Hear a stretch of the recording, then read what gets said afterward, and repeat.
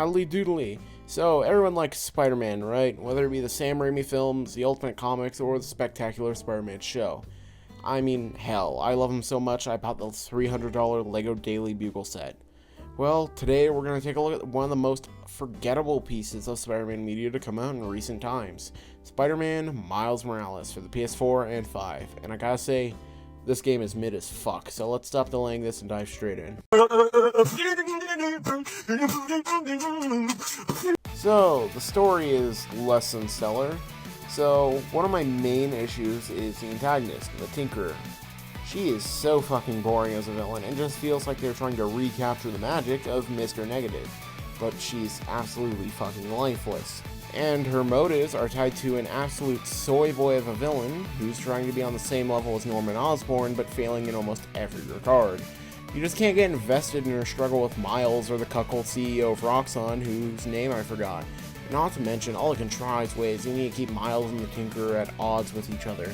It's all just by misconceptions, like Miles stops her from killing the Rhino.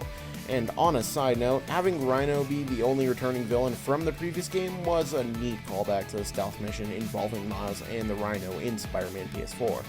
Anyways, he stops her and she gets pissed like if she was a radical feminist and you just told her to go back to the kitchen.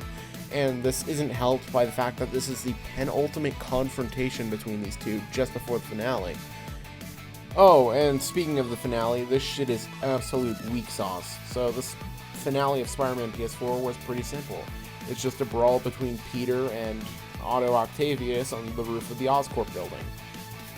Spider-Man Miles Morales ain't that at all. You go to a stealth section at a renovated museum. Actually, just before that, you get cuffed by the Prowler and have to do a shit boss fight that means absolutely nothing. So when you're done with that stealth section after getting cuffed by Prowler, what happens is you just go to a flashback. The only thing of note here is that there's a small minigame that gives you a trophy if you win. Whoopee. Anyways, after this, you head out to Harlem, where, oh no, it's on fire. Oh no. Anyways, you fight the Tinker in the Roxxon building, then you fucking nuke her. And I know exactly what you're thinking. Microwaving your friend who's a girl sounds pretty cool. It's not. It's just the brief summarization makes it sound much better than it is. It's just boring. I could give less of a shit about this random ass bitch. Oh, and they also keep trying to push this theme of Miles being our Spider-Man, and our as in Harlem's.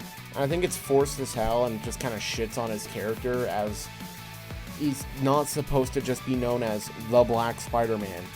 He's supposed to be known as the man who took up Peter's mantle after he fucking died.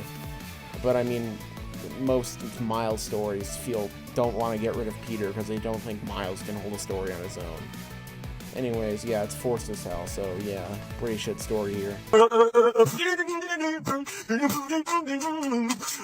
Well, at least the gameplay's fun, right?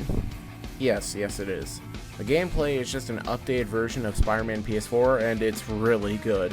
The only major problems I have here is that I feel Peter's gadgets were just more fun and useful than Miles' gadgets and Venom abilities, and the shrunk health bar wasn't all too great, as I died a fair amount of times just because I couldn't see that my health was low from a quick glance. I don't mean shrunk as in he has lower health, I just mean shrunk as in it's just a lot harder to see as they shrunk the actual font and number for the health bar. But overall, this game has some pretty great gameplay. Moving on. So, this game's a bit of a mixed bag, isn't it?